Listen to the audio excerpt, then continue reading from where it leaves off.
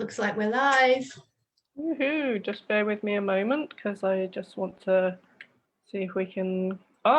Okay, so you can't do two. All right, that's fine. I was just going to try YouTube as well, but it's not going to let me do that. It's one or the other. Oh, okay. Well, alrighty. Now I can't see it come up live on the page. Well, that's okay. Let me just double check. Hey everybody, if you're able to see us, then maybe just put a comment in the box.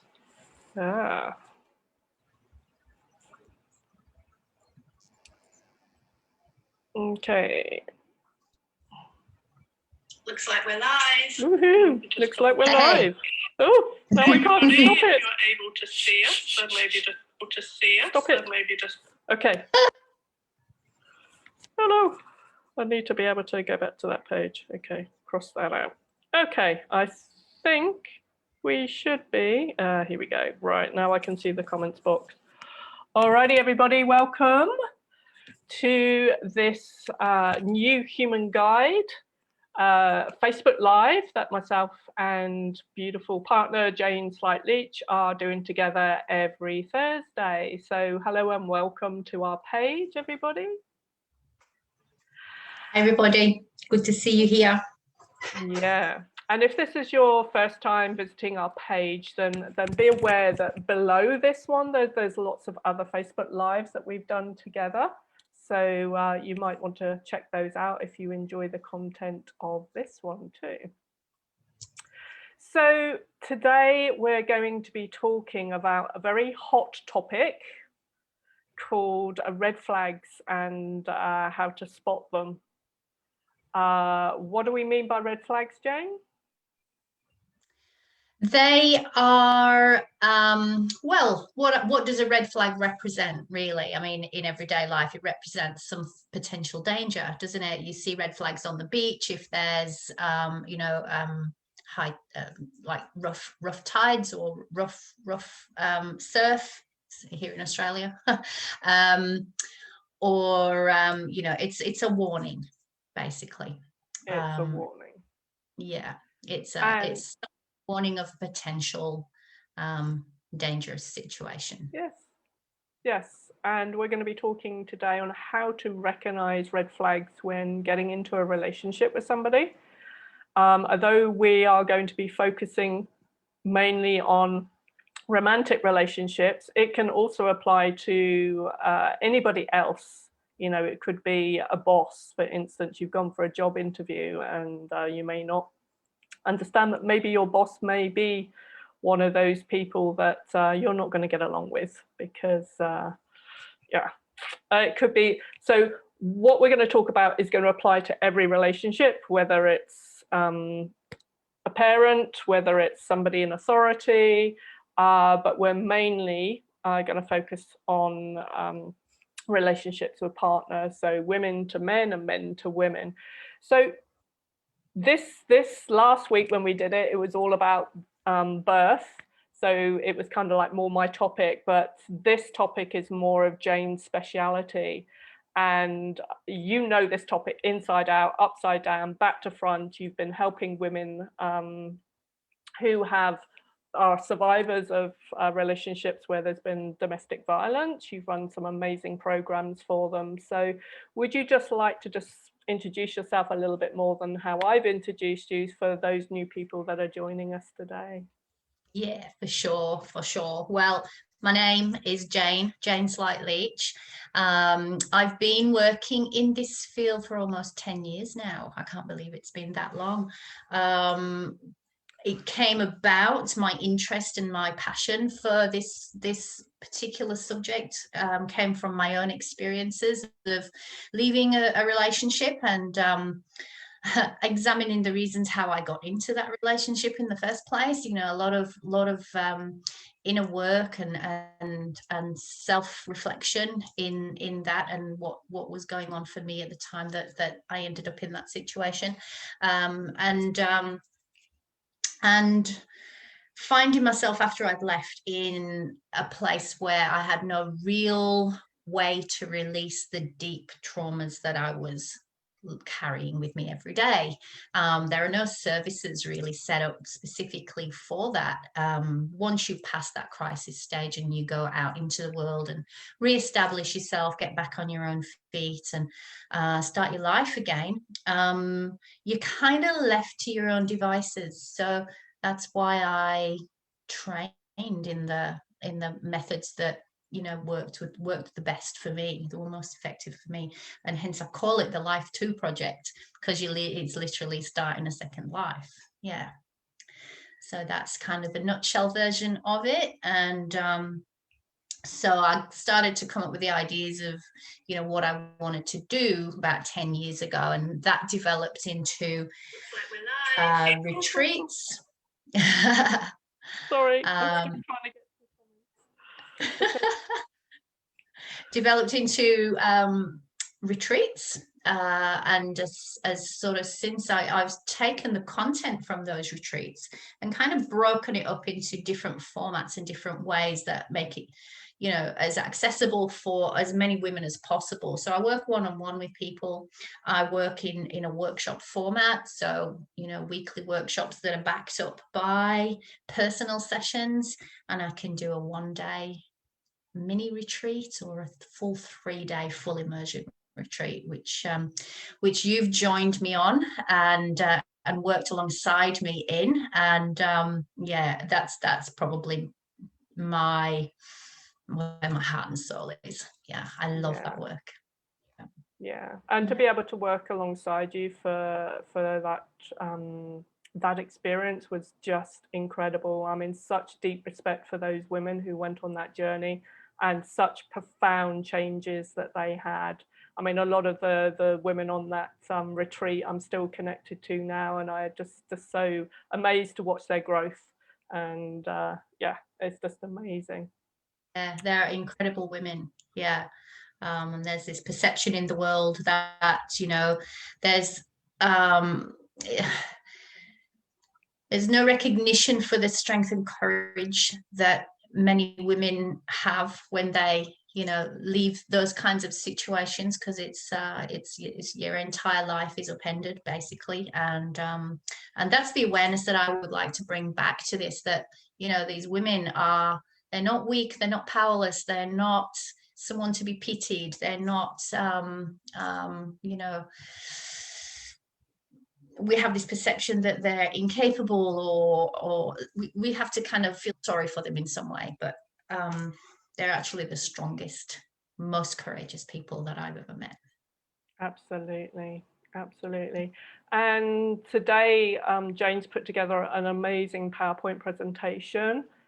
So again, if this is the first time that you've joined us and you're very new to therapy, then we are just going to ask you just to, if it becomes overwhelming what we're talking about, then maybe step away and just maybe go and sit in nature, put your hand on your heart, just start breathing, and you can come back anytime and revisit this, because it's very hard to discuss this topic without potentially bringing up some triggers for people. So we hope that that's not going to happen for you.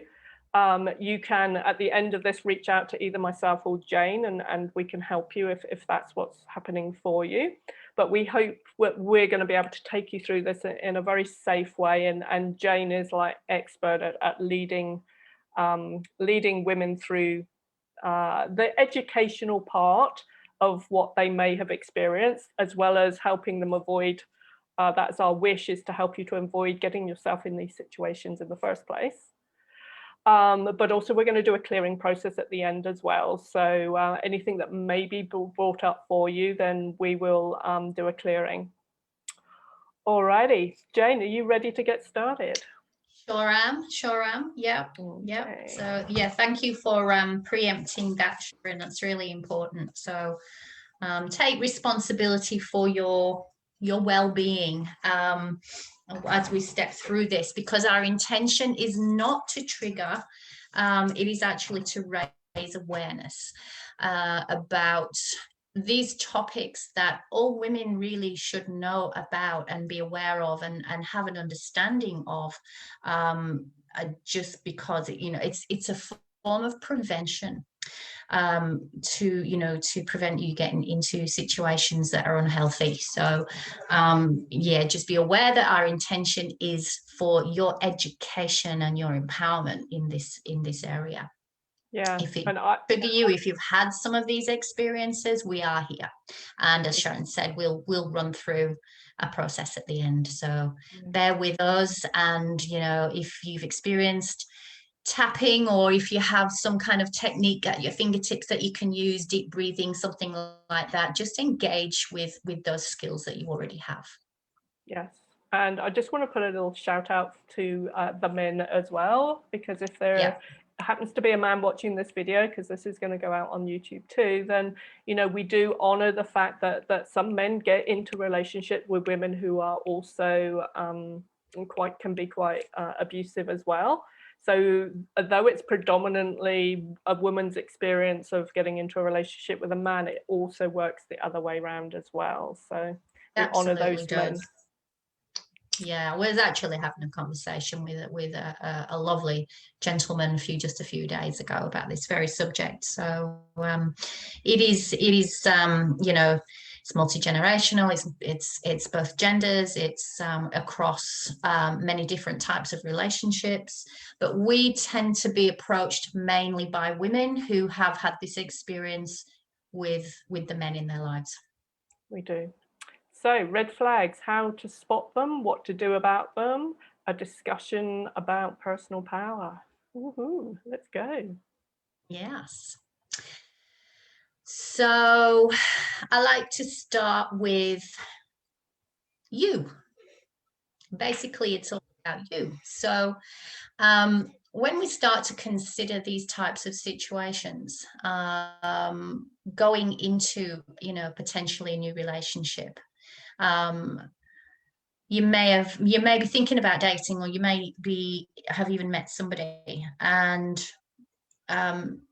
it's really, we don't spend any time actually thinking and considering where we actually sit with how we perceive what we're going into, or what our expectations are. So I like to start this subject with just asking a few questions around that, and just asking, what are your beliefs around relationships and how they should be? What are your expectations? And these questions here, we're not going to answer all of these now. These are just a preempt of what we're going to be running through the next hour or so. So you can start to just get a feel for some of these questions. You can start to kind of formulate a little bit of some answers in your mind. You maybe want to jot a few things down if you have a notebook. But it's good to start considering and open up this field of questioning around what we're going to start working through and having a conversation about. So where do those beliefs come from? Do they belong to you? Quite often they've been picked up from elsewhere, from childhood, or other formative relationships. And what leads us to ignoring those red flags when they pop up? Those questions, those doubts, those uncertainties. Because there's a process that we go through, an instinctual spark, and there's a process that we go through that leads us into these types of relationships quite often.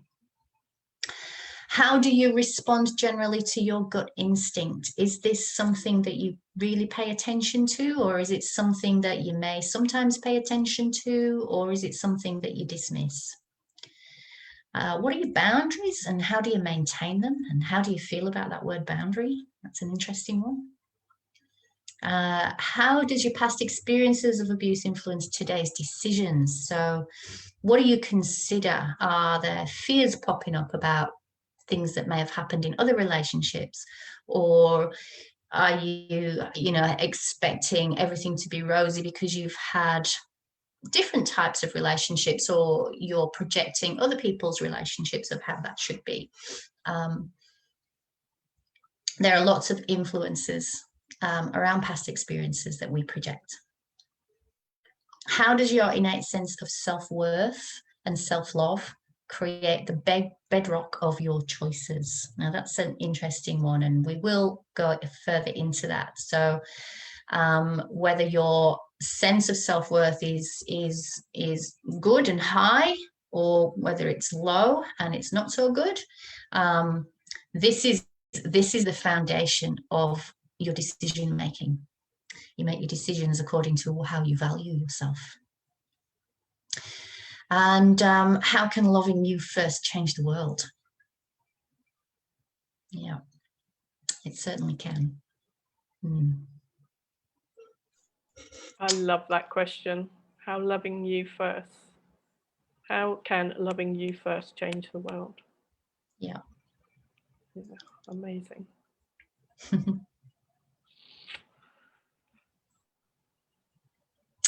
So what you want might be different to what you experience.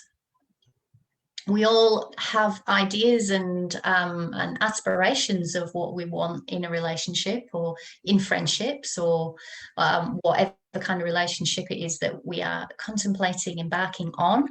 And we may have a landscape, an internal landscape that's very different, that is the engine that's driving us. So Sharon, if you want to take this section away, and we'll have a chat about unconscious beliefs. Alrighty. Yes, wasn't expecting that. Sorry, Jane. Oh, sorry. This was your side. Oh, I'll continue then. I'll continue. I thought we'd got to that. I thought we'd got to that. Sorry. No, yeah. that's okay. No, that's all right. I can chip in, definitely. Yeah, look, we'll co-create on this one. So your conscious beliefs, I'm just going to move my face across to the other side so I can see the whole slide. There we go, that's better. So your conscious beliefs about relationships and how they should be, what are they? You know, these beliefs are generally very unique to you. They come from your unique perceptions, and they're based on your individual experiences. So your past can be dictating your present and your future if we're not consciously aware of it. They're often rooted in examples that we've observed and experienced as a child. The people that we've grown up amongst are demonstrating to us what we then assume to be the right way to go about things, you know, whatever that might be. Particularly parental relationships, or aunties and uncles and close family friends, you know, they're very much the formative ideas and beliefs of what we tend to think of as normal relationships. Not always consciously are we believing that. I know that I grew up with the self-talk, I guess you could call it, of I will never be in a relationship where I'm treated the way my dad treated my mom. That was a statement that I made to myself over and over and over again, because I guess it was a familiar environment to me, and on that vibrational level, it was what I knew. It was my normal. Didn't matter what I said to myself consciously. I kind of slid into it anyway, despite myself. Yeah. Yes, we do that. And while you're talking, Jane, there's a couple of examples that are coming to mind for me. One of the vows, if you made the similar belief vow, they're kind of very similar energy. But I remember my father always had control of the money, even though my mum worked. she had to put the money into his bank account, and then he would give her the housekeeping. And I remember vowing I would never be in a relationship where I didn't have control over my own money. Yeah. And I'm also thinking this is not related, but it's related. I was very poorly one day, and my mum had to go to work. Right, she wasn't going to stay home and take the time off to look after me. So my friend's mother said that she was home all day and she would take care of me. And I always remember this lunch. She had made this, I think it was shepherd's pie. I say always remembered, It was definitely shepherd's pie. And it was a home cooked shepherd's pie. Now, my mum hardly ever did any home cooking, let alone make a shepherd's pie. And I remember looking at my friend's mother and going, oh my God, this is what's missing in my house, in my family. But I didn't even realize it was missing until I experienced it from somebody else. And I really associated that with, that's how a mother should be. She should want to take care of you in that way by cooking home cooked food for you. And mothers shouldn't be the ones that go off to work and leave you and feel when you were in need. I think I had chicken pox or something. So that's how easy we pick up as children these beliefs around what's normal, what's not normal. And if you're growing up in an abusive relationship and you don't get to see what a different type of family relationship is, you just believe that's normal. Yeah. And it's probably not till we're a little bit older that we can recognize that difference. And that's, by then it's already been bedded down. Yeah. So yeah, these examples are rooted in, observed experiences, family dynamics, societal expectations, cultural systems, educational programs, TV, media. It's all reinforced. Yeah. And it's held in the collective consciousness of the feminine, particularly the feminine, particularly strongly in the feminine. There's there's many hundreds, thousands of years of conditioning, shall we say, around our expectations of how we ought to be treated.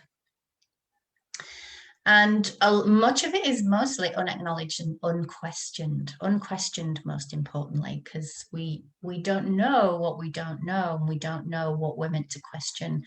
We don't know how to question or where to even begin to perceive that there needs to be a question. Yeah, that's very true right now. Okay. So radical self-love is where it starts. So let's have a conversation about that. We have this list of red flags that we're going to begin with. So I'd just like to remind you to take responsibility for your well-being at this point, because there could be some triggering moments or some triggering things that may show up on this list that you've experienced or are experiencing, or someone that you know and care for is experiencing. And this is actually a good webinar to be in on if you do have friends or relatives that you are recognizing is in some kind of relationship that is not healthy. You'll be able to gain some insight as to what might be going on there. You might sense that something is not right, but not able to see past the gatekeeper into the the internal space of that relationship and what's going on there. If I could just jump in here, Jane. We have a Sonia Cortus, who's one of amazing therapists who does the similar work, similar training, does amazing work, and she's saying that she would really love to share this video with her clients. So if your therapist shares this video with you, then please get back in contact with them, to to work with you on this as well, because you know, we want this as to be an educational video as much as anything else. So yeah, there's some really truly amazing therapists out there, so I just wanted to just jump in there and honor those too. absolutely. Hello, Sonia, good to see you here. So now the list I've compiled here is by no means an exhaustive list. It's certainly probably a small example of a wide range of behaviors and things that people do in these types of relationships, in often referred to as narcissistic abuse. So there are these are some, but not all, and it's not a tick and flick. I think I put this in a post earlier. It's not a tick and flick kind of situation. It can shift, it can change, it can morph, it can there are many different aspects that can come in. It's a tricky thing to kind of nail down, if you like. It's like trying to catch an octopus. That's a really good way of putting it, yes. You just think you've got the 7 legs in and the 8th one disappears, yeah. Yeah, Ping. yeah. You It think all you got a changes. handle on it and it all changes. Yeah, yeah. So let's just kind of tackle some of these and open up the discussion around them. And you know, you can share some examples if you want to from your own experience, or if there's something that you have experienced that's not on here, please share it, because you know, we need to have these discussions to raise awareness so that people can be pre-armed is not really the right word, but just aware that, you know, when they're going into a relationship, that it's actually okay to question people's behaviors. It's actually okay. It's not disrespectful. It's not being too sensitive, or you know, overly critical, or any of the other criticisms that we put on ourselves for raising questions about something. So yeah, feel free to pop any into the chat there that you've been affected by, or that you've seen others affected by. So love bombing and whirlwind romance kind of go hand in hand. I experienced this myself, and it feels at the time like the best thing in the world ever. You're the center of someone's universe. All of their love and attention is showered upon you, and it just seems like you've met the person of your dreams, you know. And things happen fast, and you don't have time to you know, consider what's happening. You just go with the flow, and it all feels really good and really romantic and fun. And you start to imagine, you know, the potential of a life like this, and you become invested. This is the start of it. You become invested in the idea of a wonderful life, of the nature that you're experiencing during this love bombing phase. You know, I went through a very fast process of meeting and marrying someone within 18 months. So yeah. Yes, and there is people that, you know, that all happens a lot quicker as well. Yeah, I've known people who have like met and moved in within a couple of months. It can be very, very, you know, extreme in that respect. Yeah. And during that, you'll experience potentially a lot of questioning, Run. Yeah. A lot of questioning about who you are. What are your likes and dislikes? What are your deep beliefs? What lights you up? What turns you on? What, why are the questions typically that you'll be bombarded with. This person wants to get to know you and extract as much out of you as they possibly can. And it's part of, it seems to me like it's part of a tactical kind of setting up phase almost. This is how I'm looking back on it now in 2020 hindsight. You may get some disrespectful talk of past relationships. You know, they may set themselves up to be the victim, or the hard done by one, or the one that was hurt, or that, you know, something terrible happened because of this other person to them. You know, they may be you know, name calling. They may call them crazy. They may make them out to be some kind of psychopath, all to kind of bring you into their side and put you in opposition to that other person. You know, whether you may come across them in your normal everyday life or not, it's another setup that positions you against another person.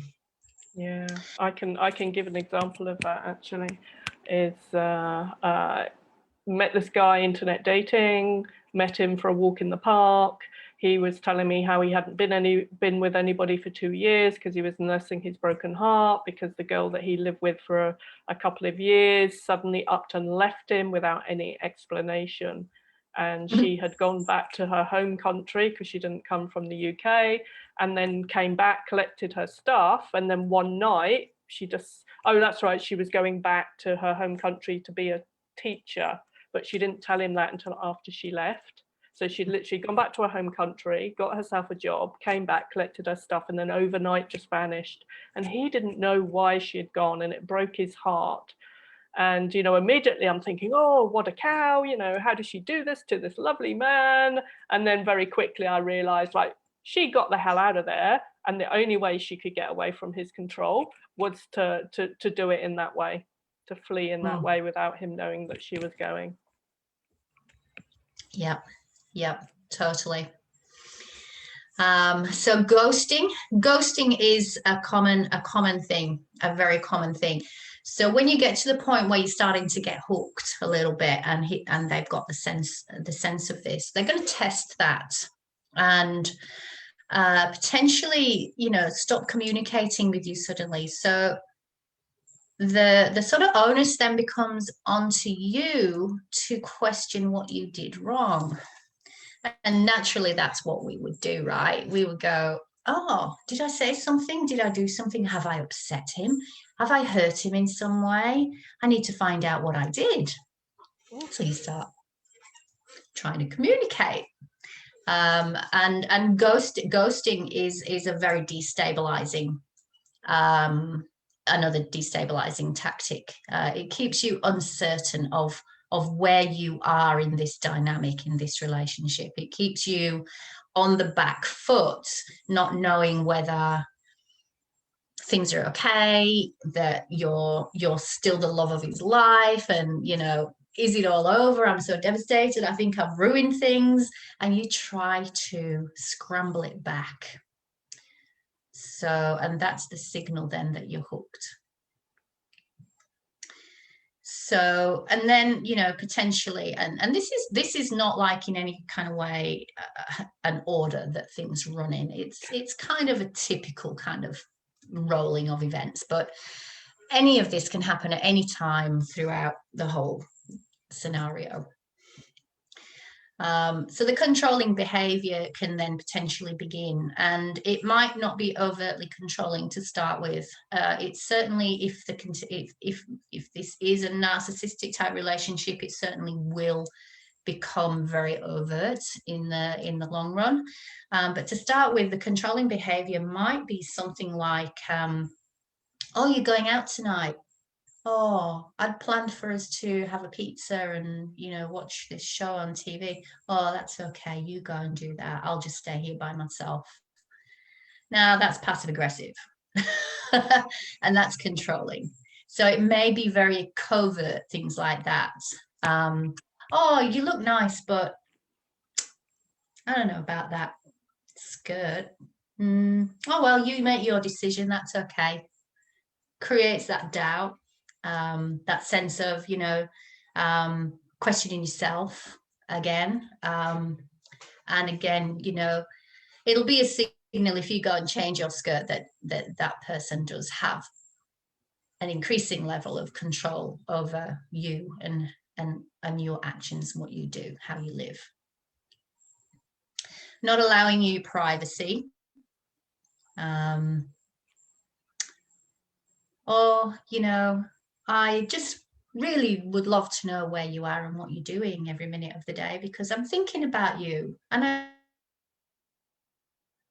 love you and I want to just visualize where you are because I want to stay connected.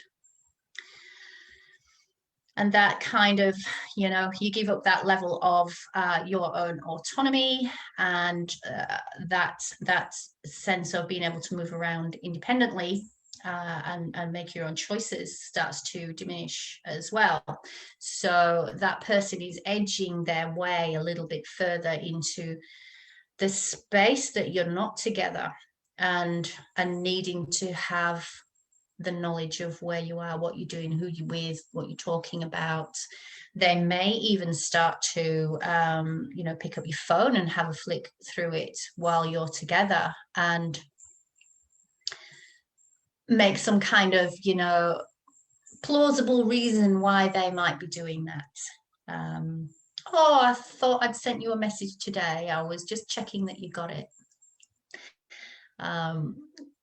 There's lots. There are lots. There are hundreds upon hundreds that very creative, you know, excuses that are brought in to keep invading and encroaching on your space.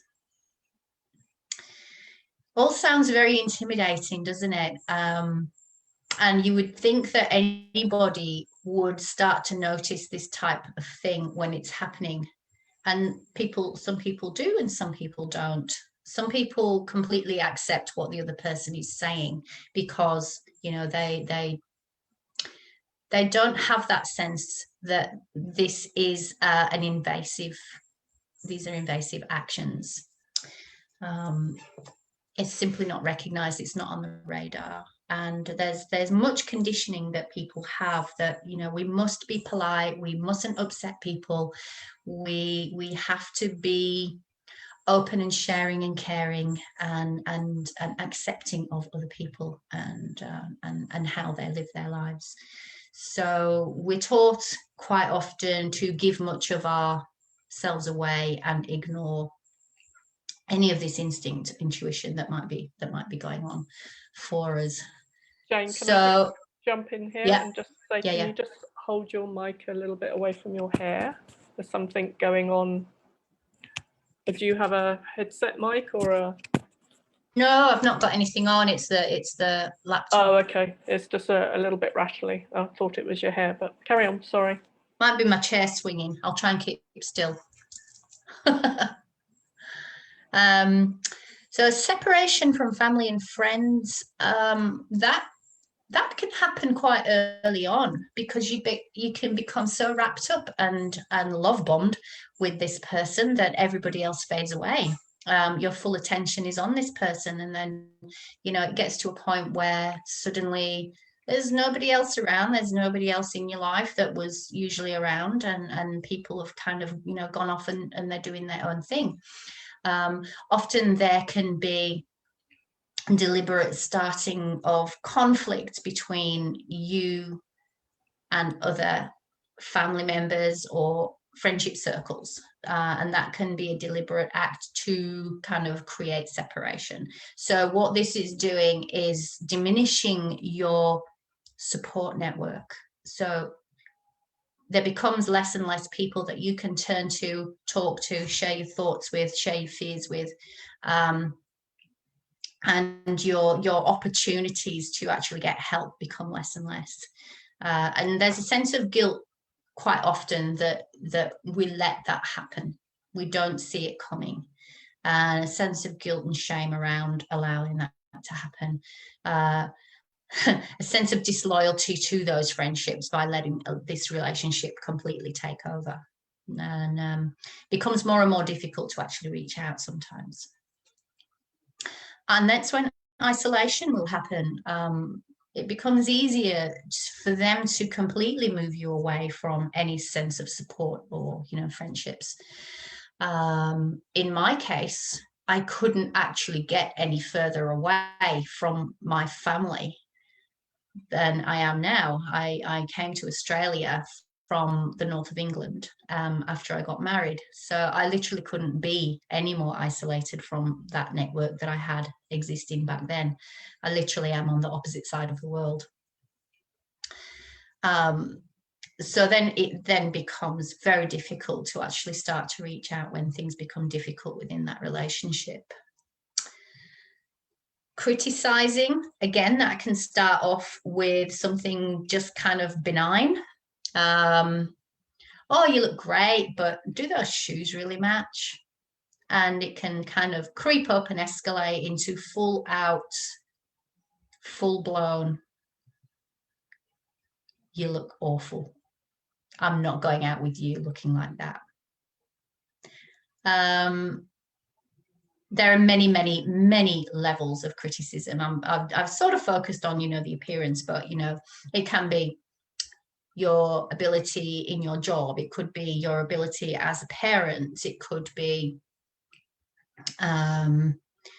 if you are in some sort of sporting activity, any kind of ability that you have that you enjoy, particularly enjoy, potentially will be, a target for criticism, so that you become less and less engaged with your life.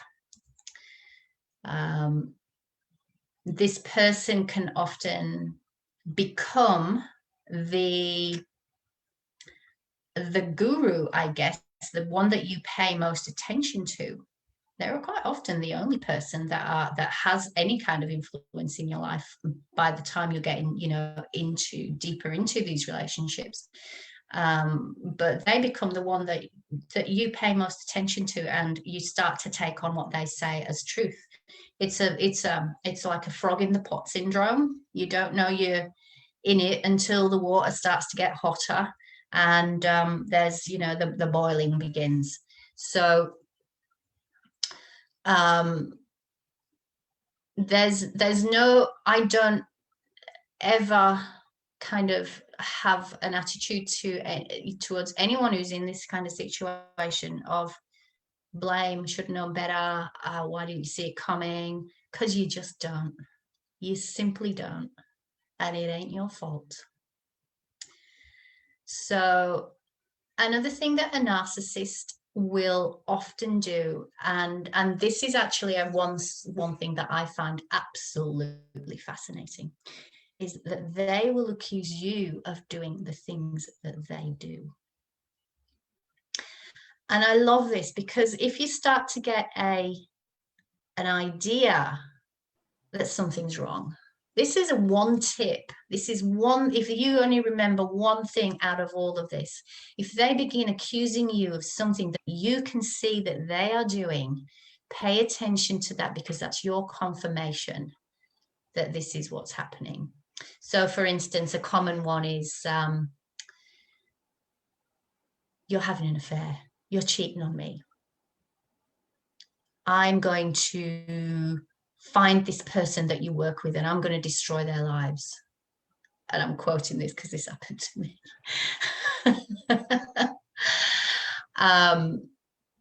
And typically your response might be, why would you think that? That's not happening. There's no way I would do that. How could you even think that? And the whole focus becomes about you and you not doing something. It's not about them and they're accusing you of doing something and where that might have the purpose of that. It's another tactic to keep you destabilized and the focus on your own behavior, what's wrong with you, what you're doing, and how are you supposed to do better to make this situation better. So it's keeping all of that weight and burden on your shoulders and away from their behavior. But if you can remember, if this happens, that whatever they're accusing you of, they are doing it because this is in their field of consciousness. They don't really have the capacity for creative thinking because their base is actually in trauma. Their base is actually in deep insecurity. So that creative part of the brain doesn't really engage to a great degree. So they have to take their references from what's in their immediate field. So generally, they are talking about themselves. So take that as a clue. It's a real powerful one. So they will also start questioning the validity of your thoughts and your opinions. Why would you think that? Why would you say that? Surely you don't believe that. And they'll dismiss, they'll diminish, they'll belittle. They call you a name. Yeah. You're a conspiracy theorist. Sorry, I just had to put that one in. You don't really think you can do that, do you? You must be crazy. Yeah. So any of your aspirations then start to become really diminished. Any of your belief in your abilities, your pride in yourself becomes very diminished, even to the point where, you know, I got to the point in that marriage that I was in where I had no sense of myself. I had zero self-confidence. I seriously didn't think I had a future. And I remember sitting on the back steps on my veranda one day and looking across my backyard. And all I could feel was dread for the future that was before me. So I had no sense of being able to achieve anything at that point outside of that marriage. I had become completely trapped. Anger can be triggered by very seemingly insignificant things. You may be just going about your daily thing. I remember one day making a cup of tea for myself when he was out in the garden doing the mowing, and didn't hear him come inside. And I turned around with the tea in my hand, and there he was, and a whole thing erupted. The anger because I didn't make him a cup of tea and I only made myself a cup of tea was earth-shattering. End of the world. I look back on it. It literally was. It was the accusations that flew at me were one of utter selfishness, complete disregard for his needs over a cup of tea. And it was quite a traumatic event at the time. Yeah. So anger can be triggered, and this goes back to their sense and need for control. If you do something that they perceive, it doesn't even have to be that it is an actual thing that you do that, you know, is deliberate. If it's perceived that you do something that is beyond their control, their absolute need is to control and remain, you know, in that power, that anger will spark because you're stepping outside the boundaries, the very strict boundaries that they've set in their own heads, I might add. You might not be aware of them even. You become quickly aware of them when these angry episodes, you know, become regular. But to start with, you might be completely, you know, confused as to what just happened, and that whole cycle will start again of I did something terrible, or what can I do to fix it, and it's all my fault, and it goes on and on. So you can actually start to notice these triggers. These are significant indicators of bigger events that may happen down the track, because these triggers become more, they come more often the longer the relationship goes on.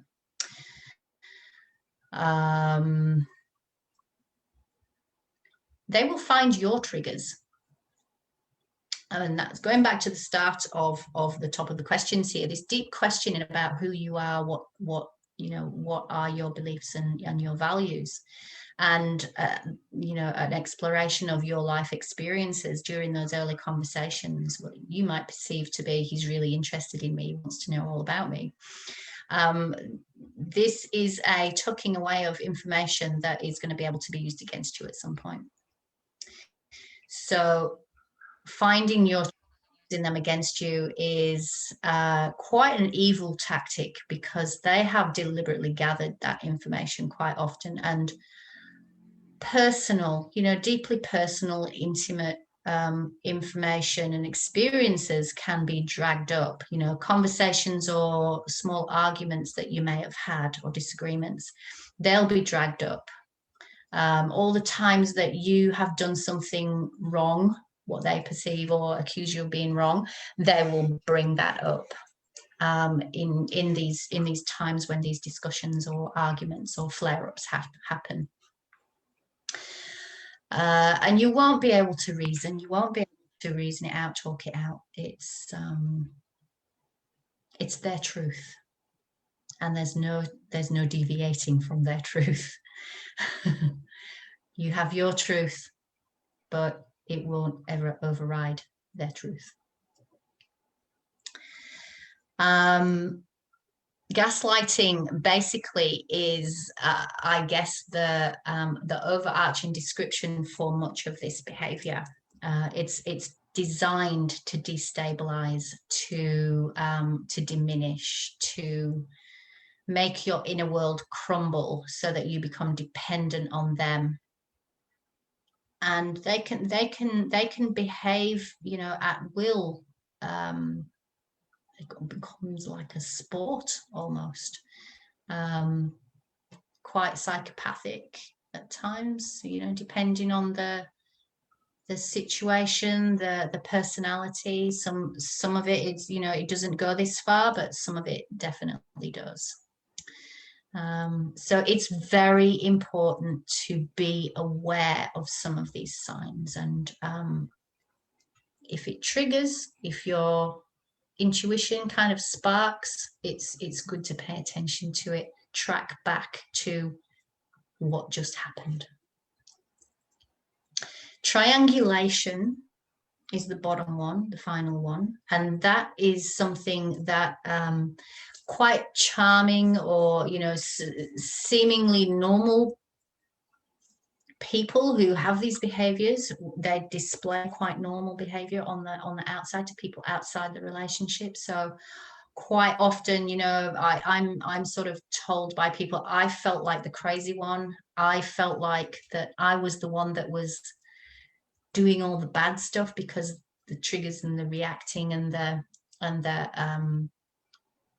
highly emotional responses were making them feel like they were the crazy one.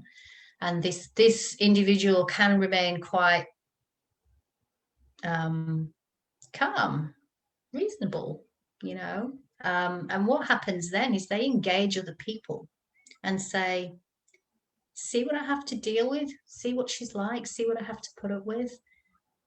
This person's crazy. And they buy other people into the situation to bring them onto their side against the person that is actually the one being manipulated and controlled and abused. So that's actually a little bit of a dangerous situation for anybody who is a friend, a family member. And it's good for those people to actually be able to see and recognize these signs, so that they don't get bought into that situation and end up inadvertently causing more harm to this person, not supporting this person, believing this abusive character. I had several friends that lost along the way because that happened. I seemed like the one that was not stable. I probably was the one that was not stable to some degree, but I was certainly not the one that was the abuser. Yeah. There's a couple of things I'd like to add in here from my experience of working with women. is that quite often the partner, husband, whatever he is, will agree to go to counselling with you, like relationship counselling. And what will happen is that he will be his super charming self and he will win over the therapist. And then the therapist will also take his side. I've had so many women going, we did this therapy together, and, I could just see the therapist was totally believing everything that was bad about me that he was telling them. And I felt like, again, I was isolated. So even people who are trained to know what to look for, I've worked with a couple of men myself who have been this way, and I've noticed when they've tried to do that as well. It's like, okay, I see you doing that. I see that happening. It's fascinating when you can just be the observer and see it from the other side. And one of the other tips that I would like to share as what to look for is be in observation mode on how this character responds to other people. For instance, what's his relationship like with his mum? What's his relationship like with his dad, his sister? What's his relationship like with his mates? But one of the biggest telltale signs for me is what is his relationship like with animals, and how do animals respond to him? Good point. Good point. Yeah. Okay. Cool. So, I mean, the title of the webinar was, about red flags. So we have to focus somewhat on those signs and those signals. But I really wanted to move that away from that really quite quickly, because we want to make it about us now. What can we do? What is it about us that leads us into these situations? We can spot these behaviors now, and we can be aware. But what we also need to be aware of is what allows us what is it in us that allows us to move into these situations, these relationships. So we quite often have a set of belief systems that run our operating system, if you like. We've got quite often, when it comes to relationships, we have these rose-colored glasses on, and we want it to work. We want it to be great, and we want to see. We become blind to the negatives, and we only see the positives. And we kind of minimize those signs. I certainly did. I take that responsibility full on. We don't want to sabotage, if we see some of these signs, we don't want to sabotage what we're now perceiving could be a really great relationship. It could be the love of your life. It could well be that person that you've been searching for your whole life. You could be wrong. And end up on your own again. That's right. And so, you want to keep that honeymoon phase because it's beautiful. It's nourishing. Yeah. And we can thank the hormone oxytocin for that, because when we first meet a partner, we get flooded with the hormone oxytocin, and that's what can give us the rose-tinted glasses. It's like, oh, I just love it when he does that. Oh, he's so cute. And then 6 months down the line, when the oxytocin levels have gone down, it's like, oh God, he really irritates me when he did that. I can't believe that. I used to think that was cute. Now it's really annoying. But, yeah. And we quite often have this fairy tale addiction, don't we? We've been brought up on the Prince Charming, the knight in shining armor, the being swept away, and the happily ever after. And this is how we've been fooled, I think, into believing that relationships are they just happen, and they're not to be worked on. I got to a point where the happily ever after was actually the point where the hard work began. That point of, you know, being swept away to a tropical country, married and starting a brand new life and all of that ahead of me. Yeah, didn't quite work out. And we do tend to give the benefit of the doubt. We're conditioned to do that. It's polite to do that. It's the done thing to do that. People make mistakes. Okay, let's just let that one slide.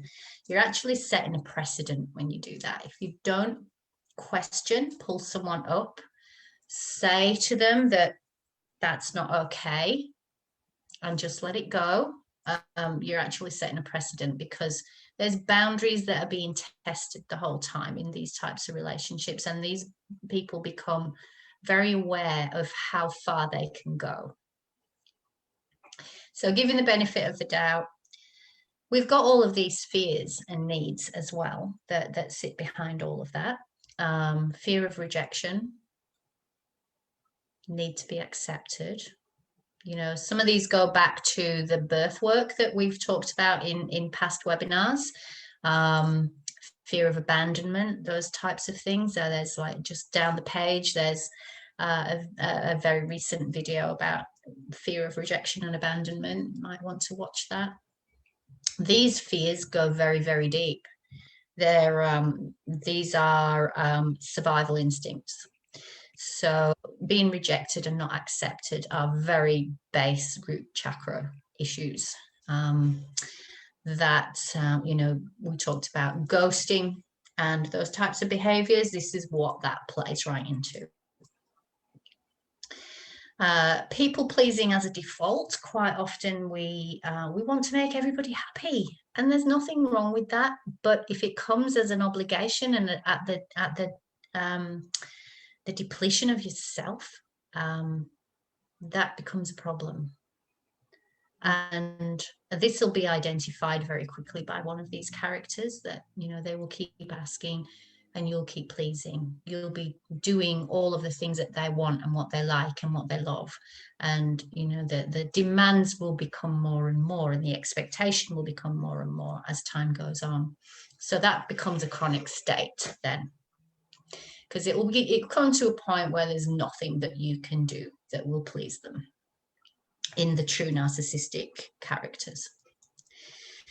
Acceptance of societal and cultural norms around the attitudes to women, you know, women have their place, that kind of thing. Different cultures have different expectations and their cultural beliefs around women's place. I think generally it's believed that women are lesser, have less importance, have less value across the world. This is subconscious. It's not something that is completely overtly spoken out loud, especially among Western societies. But, you know, you see certain behaviour, particularly around the political landscape in Australia at the moment, I think, with certain behaviours that have been going on, that the disrespect and devaluation of women is very Australia. Yeah, it's very apparent. So, you know, women buy into this as well. I had a belief growing up that women, that girls were not as good as boys because of something that I heard my dad say. So it's right through our psyche. And these are the things that we need to start opening up and questioning. Even if we're the most staunch feminist, there is still this deep-seated sense that women are valued less. We take the blame. Must be me. I must have done it. That can be the default as well. I must have caused that behavior. Something in me, something that I did, was the trigger for that. And we naturally sometimes. Not always, not always. It's not everybody. I'm not kind of generalizing in the sense that this is the same in all of these types of relationships. Sometimes it is, sometimes it isn't. There's more of a tendency for women to take the blame in abusive situations. Now, that need to fix, help, and change others, that's your typical empath kind of belief system or a way of operating. And there is absolutely nothing wrong with that at all. In fact, there needs to be more of it. But if it's a need that is not able to be questioned, considered, that it's a compulsion to do this, then it may be a problem. It may be something to look at. If you're doing this because you are fulfilled in yourself and you have, you know, oodles of love and care to give out to others, then that's great. But if it's at your own expense, then have a look at it. Yeah, we're kind of often attracted to these kinds of people because we see them as broken. We see them as the hurt little child, you know, the child within, and we want them to heal. We want them to be happy, but quite often there's no real basis to that, because we're not in a situation where that other person is willing to receive, that can acknowledge that they have something they need to work on, and then they're not mutually engaged in that process. It's very much there's a lack of empathy. There's no recognition that their behavior is problematic in any way, so they don't feel that there's a need to change. So it becomes a fruitless, people can stay in relationships for years and years and years to give of themselves for the benefit of this other person, feeling that they are helping, healing, fixing, changing someone. And that becomes a life wasted. Yeah, and nobody can do that for somebody else. They can only do it for themselves. And if you're in a relationship with that, if that's your partner, it's not your job to fix them. That's what therapists are for. Exactly. And you become the parent. You fully take that responsibility for someone else's well-being, and that's not what a relationship ought to, in my opinion, ought to be about. It's, you know, I would like to be in a relationship where we are of equal standing, respect, honoring of, you know, each other's differences as well as similarities. Fear of being alone. This is huge, because many people will resort to being with someone simply because they can't face being on their own. And they sacrifice so many things that could be, you know, really great in their lives. Even if they were single and on their own, there could be many, many things that they could engage with and enjoy and be fulfilled with. But this fear and this belief that they can't be alone, and they remain in this type of relationship, I find really probably the saddest thing of all. That when you get entangled in these types of relationships, that you can take on that belief, and these people will often tell you that you can never survive without them. So it becomes like a chronic condition that you are fully dependent. You know, it can be emotionally, psychologically, financially on this person, spiritually even sometimes. And that fear of stepping out and being independent is crushing. Yeah, sometimes it takes an extreme event for someone to push past that. Yeah. And that final one there, what leads us to ignoring the red flags is we override our intuition because of all of the above. We're not tuned in quite often and not trusting enough of our gut instinct when it's actually screaming at us.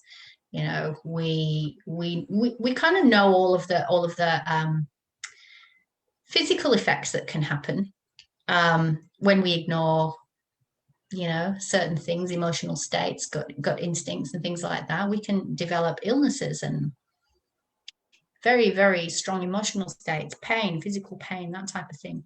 And this is just as significant. Overriding your intuition and not listening to your inner knowing will lead to this kind of pain manifesting in your life.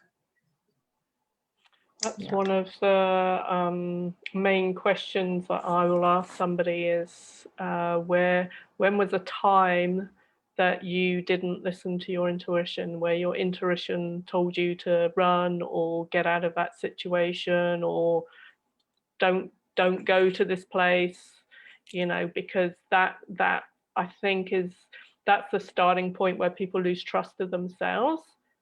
Is because they don't listen to their intuition, and then they lead with their head rather than what their intuition is telling them, and then they don't know where they are then because they've stopped listening to their intuition. Yeah. And, you know, we call it the gut instinct, and there is a massive colony of mitochondria within that intestinal tract that has its own consciousness, and it senses much more strongly than we do with our thinking brain of energetic changes in the field. So that's where that actual feeling of that gut instinct comes from. So, you know, it's something that you are being communicated. It's information. It may just feel like a kind of a butterfly feeling in the pit of your stomach, but it's a significant signal of information in the field that is important to you. Yeah. So it's actually science. Science is like able to show these responses and what they mean now, and how often they happen. We're constantly receiving information, and we're constantly putting out information. There's this constant communication happening between people, spaces. Space is not empty. It's full of light and information that we constantly pick up. So if you get a sense that you walk into a room and meet a person and you get a weird, icky feeling, pay attention to it. Yeah. Don't override it with your head because they're so bloody handsome. So there's a couple of things I want to pick up on what you're saying there, Jane. One of is if anybody wants to check in with the Heart Math Institute, they've actually done tests where they've actually can prove that your heart field goes into the future to see what future events are about to happen. And of course, that's also going to, they haven't done the test. I don't think to date they've done the test on the gut. If you know, they should do, but their preference is all about looking at the heart. But think about it, you know, if your heart's going into the future to work out what's future events, then, you know, listen to that. It may not be the gut that you're getting the feeling, it may be in your heart. One of the things that I teach with the birth work is that Dr. Robert Scare has actually spoken about how as women and children, we are designed to freeze and men are designed to fight. And this goes back to tribal. So if invading tribe comes in to take over the tribe, then the men are designed to fight and defend the tribe, but the women are not meant to fight because they're most likely get killed because they're not as strong as the men. So they go into the freeze response, and the same with children. So what will happen is that a lot of you ladies that have been living in a fearful experiences, you'll probably get a lot of gut problems. You'll probably get a lot of IBS or Crohn's disease or fibromyalgia or anything like that. Anything that if you don't have the good gut biome in your stomach because it's been affected, because that is where we store our shock. We store our shock in our gut. So Jane, when we were putting together the information for our new Human Guide workshop, you were talking about your butterflies in your stomach. So I think that might be a good, if you wouldn't mind sharing that with people who are listening.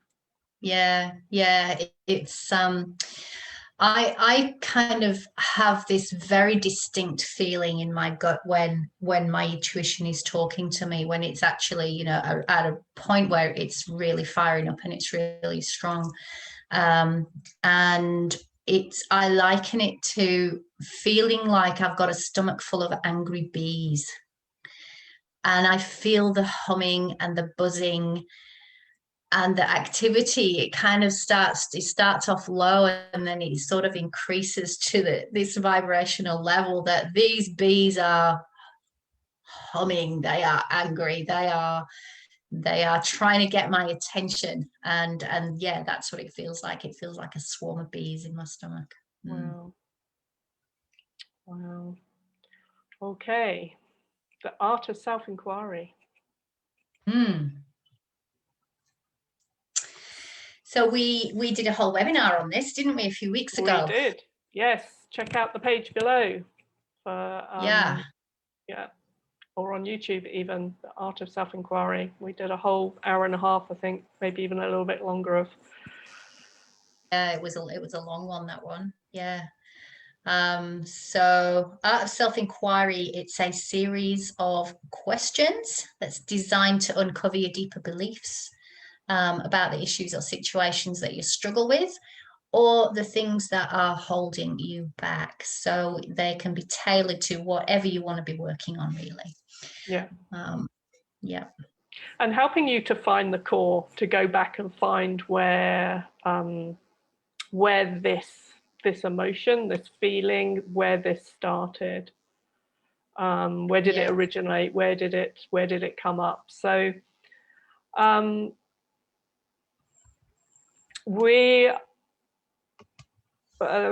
yes, so Jane, you've rejigged some of the questions here for that art of self. Just so that I've tailored it to this specific subject. So I mean, the questions are very similar in their kind of like their objective, if you like, but they can be tailored to, you know, whatever issue or thing that you're dealing with. So in this particular case, the self-inquiry that we want to kind of go into, because this is a personal process. You can do it with a practitioner or you can do it with yourself and really go into that reflective space. So when you recognize a red flag, say that you've kind of seen that list and now you're seeing behaviors and you're kind of going, oh my gosh, what is that? What is that? What am I seeing here? What feelings or judgments come up when you recognize that red flag? So let's have a look into that. And where would you feel it most strongly in your body? I've just talked about the bees in my stomach. What's your immediate instinct to do about that intuition, that feeling? Do you immediately dismiss it? Do you try to suppress it? Do you ignore it? Do you pay attention to it? Do you act upon it? Do you trust it? Would you trust it? What fear comes up? What fear or challenge comes up about that immediate instinct? Is there a what if I'm wrong? And how do you respond to that fear or challenge? Is it a case of there's like this chain reaction happens where, oh, I recognize that. or I don't really want that to be true, but I'm feeling this and it feels kind of real. But no, I'm just going to ignore it because he's really a nice guy and I'm just being too sensitive. And what if I'm wrong and I ruin this whole thing? What are those chain reaction responses that you have going on in your own mind, in your own body, in your gut instinct? You know, how do we treat that gut instinct is really what I'm trying to kind of get to. Do we respect it?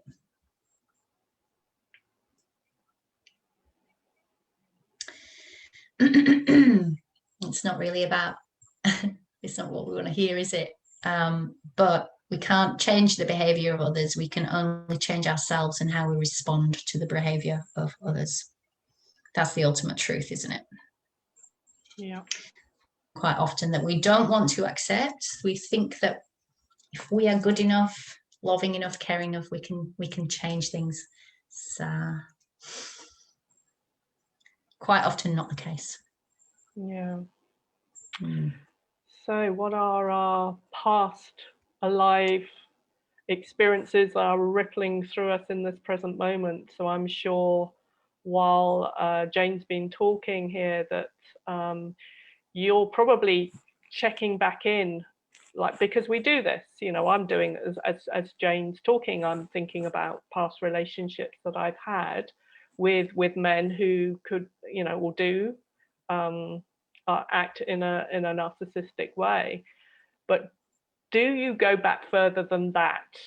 So I can invite you to go back into your childhood, you know, because quite often if we've had a parent, for instance, either one or both parents, quite often it's normally if we have an abusive parent, it's like one is the abuser and the other one is the pacifist. So it's they kind of get like the empath and the narcissist, they tend to become, you know, husband and wife.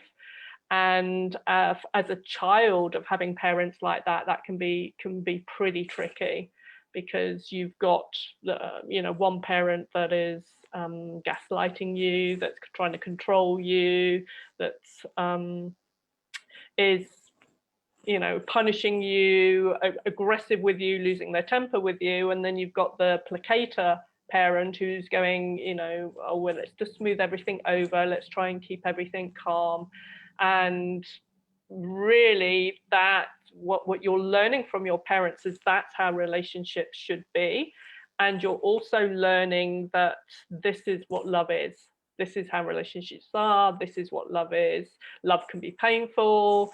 I have to be subservient if I'm going to attract in a man that's that way. Or you could even, like, this is also, you may end up being the narcissistic partner in the relationships too.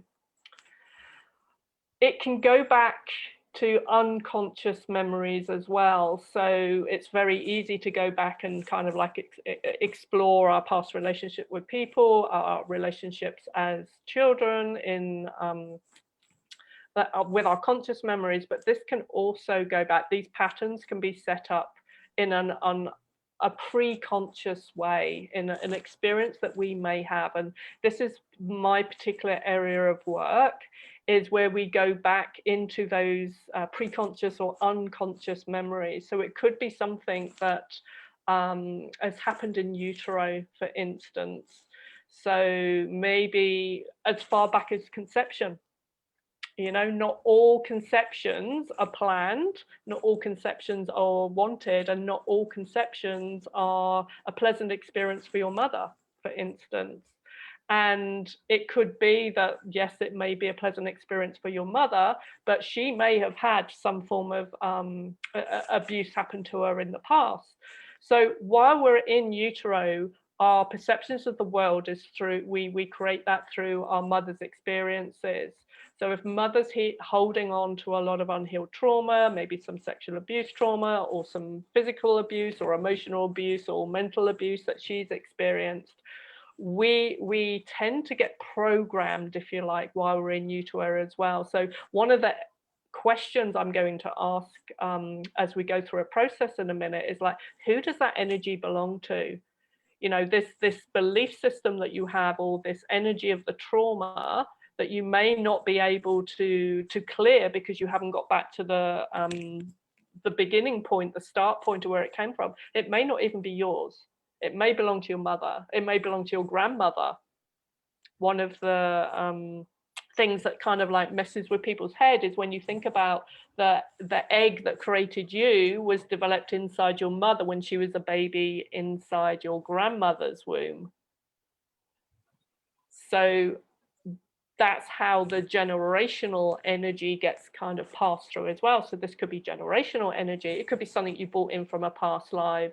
So I'm not going to go too much into all of that, but just have a feel into the energy when we go through the process, and we're just know that if this isn't resonating with you in some way, but you think, well, you know, I've never had an abusive relationship, but there's something here for me, it may be something that doesn't even belong to you. And the energy of the trauma comes up in the present. So we are constantly, especially now with all the everything that's going on in the world, we have triggers coming in left, right, and center, survival triggers.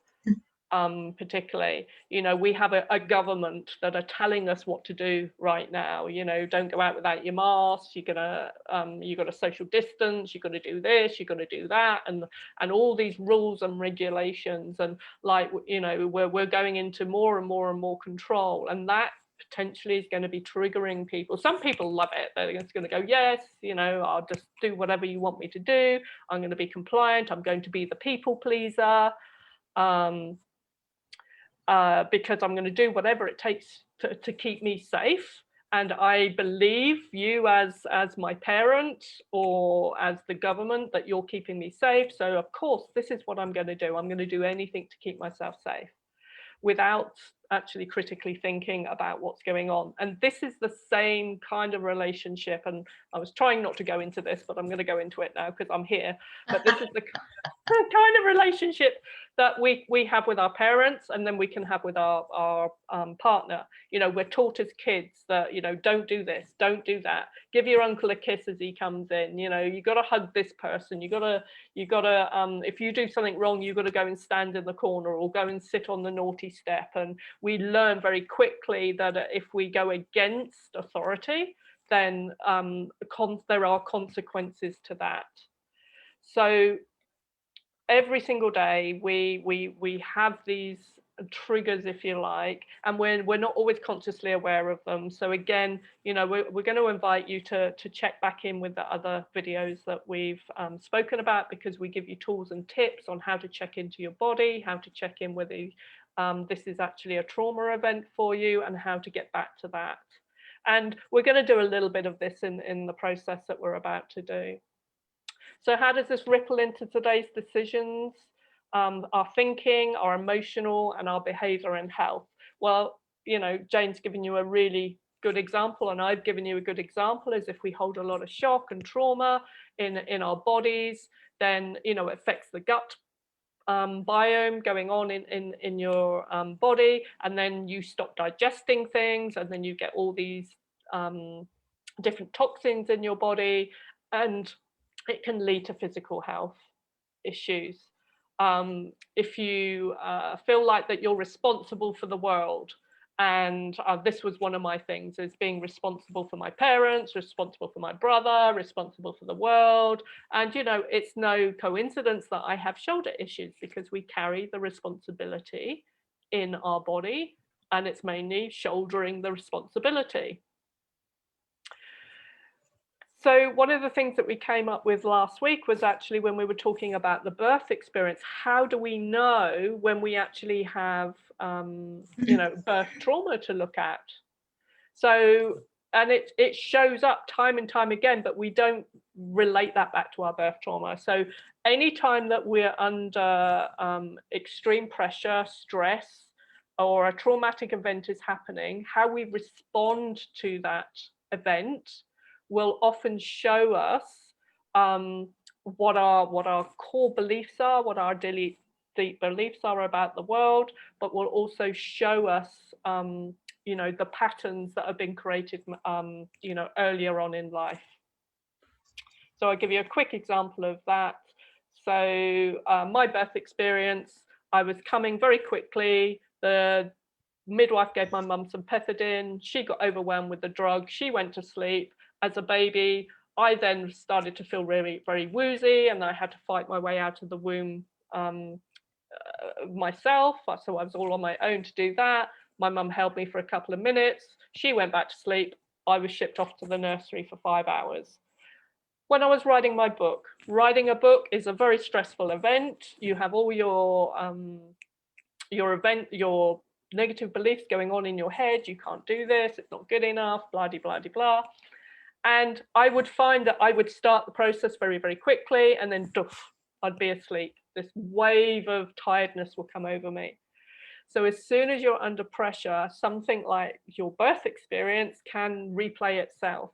Now, if you're a child and you want to relate that back to having an abusive parent, for instance, then how you'll respond to your partner, you'll go back to being that child again. You'll go very childlike, and you'll feel very powerless, and you'll feel very weak, and you won't be able to stand up for yourself, because right in this moment, you've stepped into your little 5-year-old self.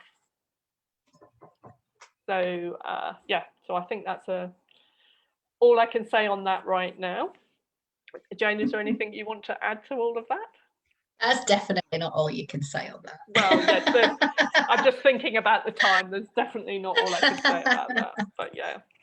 Well, look, it kind of it goes for these kind of narcissist perpetrator type characters as well. You know, when they're triggered into that sense of having that lack of control, this is exactly the same thing that happens for them, but they respond outwardly in a very different way. You know, and I talked about those real anger triggers that seem to be very insignificant.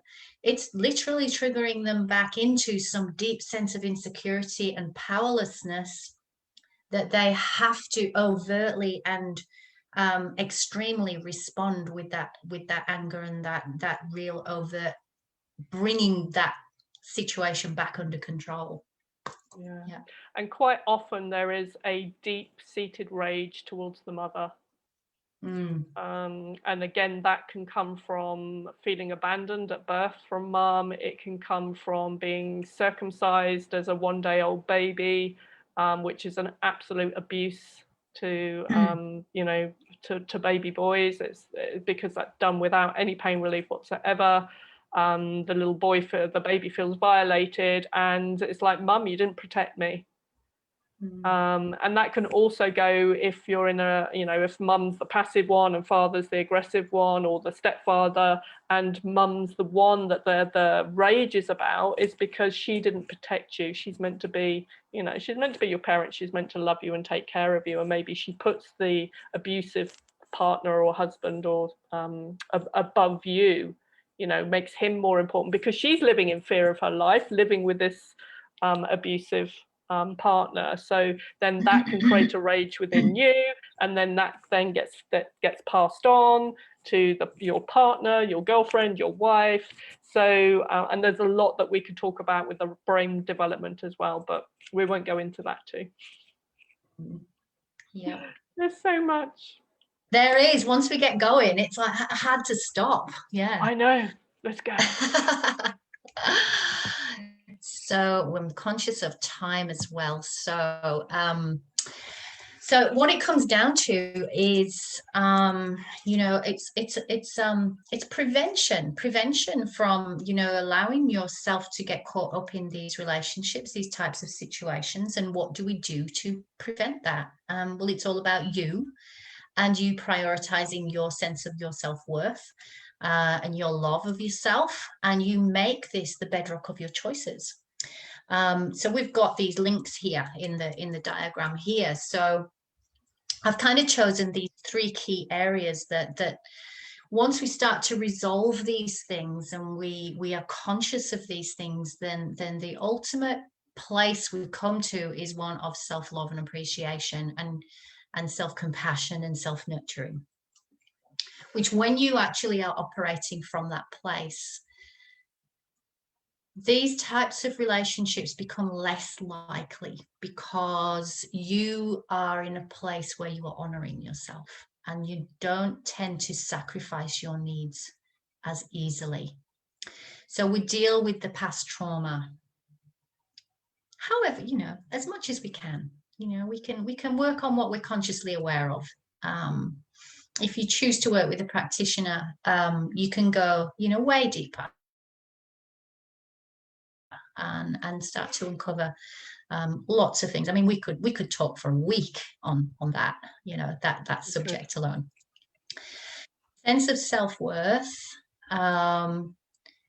constantly needs to be, you know, up leveled and adjusted, because this is such a fundamental thing that people are not so aware of in their everyday life. Their habits of self-sacrificing, their habits of, you know, putting other people first at their own expense, habits around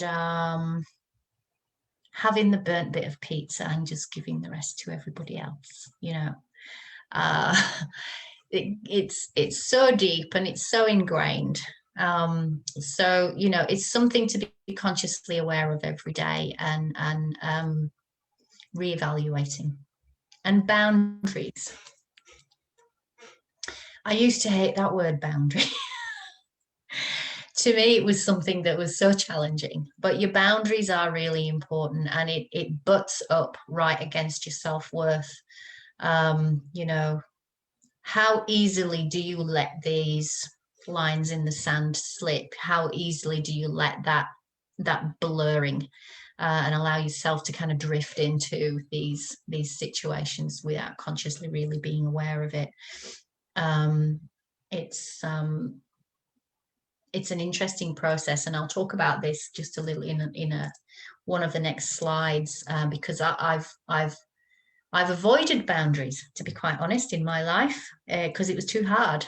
To me, it meant conflict, and I didn't want to deal with it. So it was easier for me to just let things go, not challenge anything, be you know, quite submissive in many of my relationships and activities, and oh yeah, we'll just do whatever you want, that's okay, I don't mind.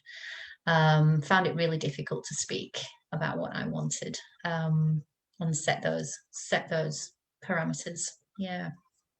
And just while you're talking again, just going back into my own childhood and remembering, and I see this in other people too, is like, you know, that somebody is saying something to them and they kind of want to respond, but they can't because the kids, like, this is my mum's thing, she really wanted to respond, but she didn't. So she would just internalize it, and she would internalize it, and she would swallow it, and she would swallow it, and she would swallow it.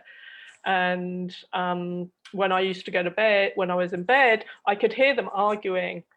But to actually witness somebody just taking that in, and not being able to deal with it at the time, is pretty tough. And, you know, just watching, just being observing other people who especially women who do that, you know, they're being abused by their partner, but they don't want to cause a scene. They don't want to say, no, this is not okay. They don't want to look the bad one in front of the friends that are sitting there with them.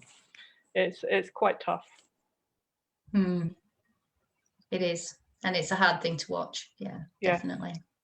Yeah. But if you're not setting your boundaries in the beginning of the relationship, then that sort of thing is going to happen. Yeah.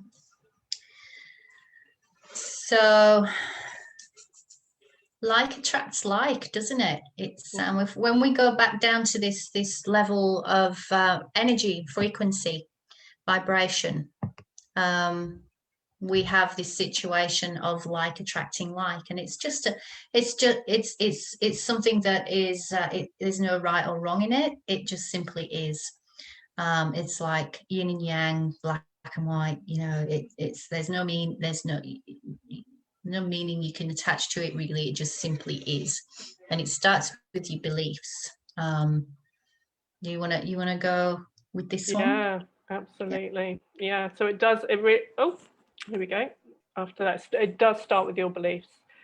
So if you believe that you're not strong enough, that you're not safe, that the world's a dangerous place, then how you show up in the world is absolutely going to be that outer reflection. And I want to give a really strong example of this. I was watching a documentary where they were interviewing a guy who used to be a pickpocket, a mugger. You know, he did his time in prison and now he was sharing tips. And they actually had a video camera of people walking down the road, and he was sat there and he was, and they would ask him, which one of these people walking down the road would you approach to steal their handbag or their wallet?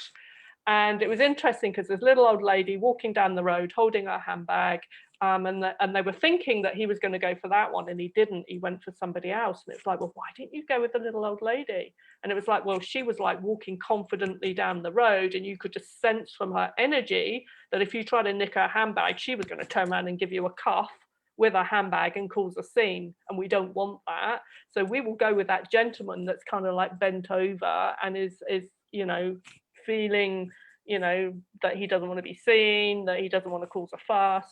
And it's fascinating how these people can read your energy, and they can see where you're at. So we kind of, you know, in some ways we're attracting it, the law of attraction. We're attracting it because of that's the energy that we're putting out. So when we can change the energy that we're putting out, you know, from being self-confident, for feeling self-worth, for being you know, in love with life and in love with self, then that puts out a very different energy to when you're feeling, oh gosh, the world's very dangerous, I can't speak up, there's no point in me speaking up. If I speak up, then I'm going to be shut down. So this is why we like to really focus on the beliefs here. So these beliefs really do create an emotional frequency that you're putting out there. You know, if you've been bullied as a kid, for instance, then you're going to go into work, and the chances are you're going to end up with a bullying boss or a bullying teammate, because you've got that energy in your energy field. So your emotional state really triggers other people's responses, but also triggers your own responses. And you get a physical reaction as well. So your emotional state, kind of like you get this fear come up, or as Jane was talking about, her butterfly bees that come up, and then it's going to trigger a physical reaction. You know, she's going to start maybe looking around for danger. Do I need to run? Do I need to fight? Am I going to freeze? And freeze isn't a conscious choice, by the way. It's something that naturally happens for you. It's something that, you know, that chemically happens within your reptilian brain. It switches on the, you know, I can't get out of this situation. I'm trapped, so I'm just going to freeze, so I don't feel the enormity of what's going on. And so many women feel like they're stupid, because when you go into that freeze response, you stop being able to think critically. You can't see your way out of a situation. You can't argue your way out of it. You can't think of a good thing to say back to that person. You're just frozen. And then that makes you feel really stupid. And then you know, all of that energy is like within your body. That stress is within your body. That fear, the shock, the trauma is in your body. And then that starts expressing itself in physical ways. So your outer world becomes a reflection of your inner state. So inwardly, you're feeling you're not good enough, you're not lovable, that you don't deserve to be here, or the world's dangerous.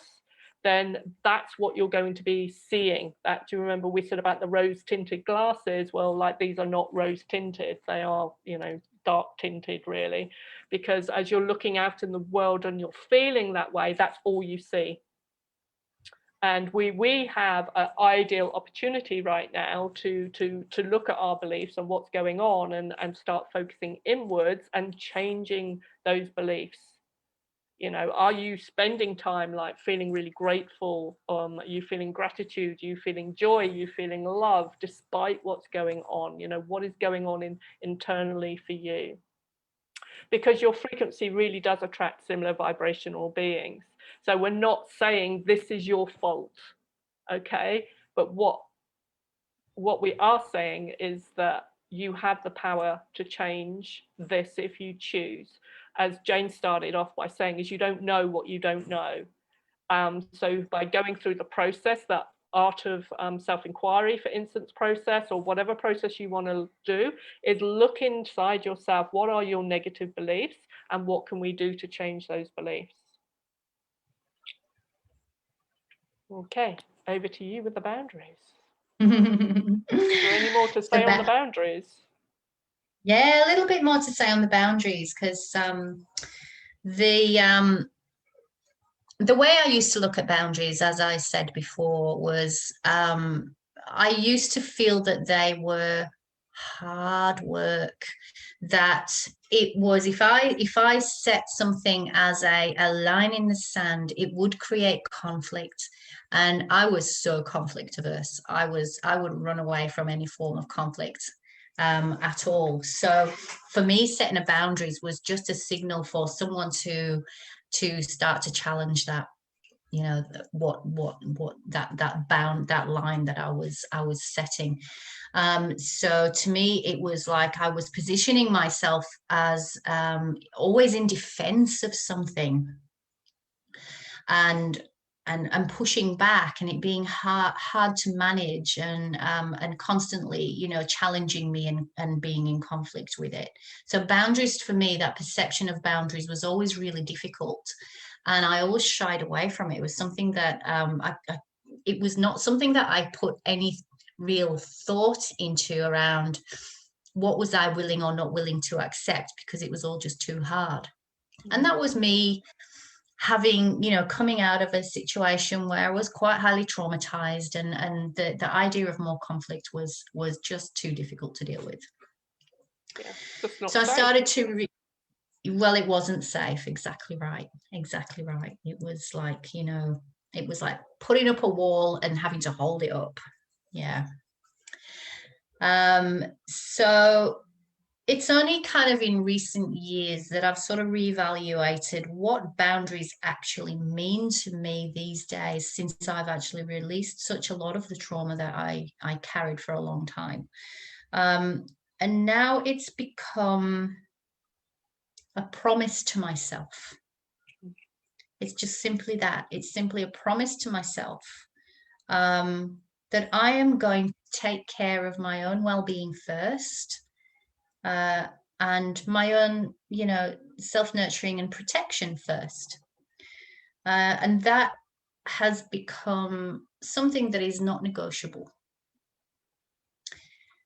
So when we talk about those levels of self-worth, this ties really into that. So the value you place on yourself, your well-being, your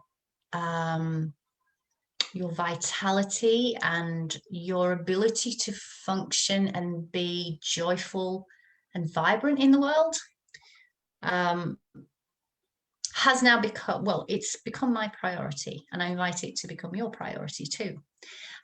Because it's a very different approach to setting these boundaries, because you're not actually setting a boundary in defense of something that you don't want. You're setting something in place to grow what you do want. So then it depletes what you don't want, if that makes sense. It sort of, it becomes, because what you focus on manifests, as we all know.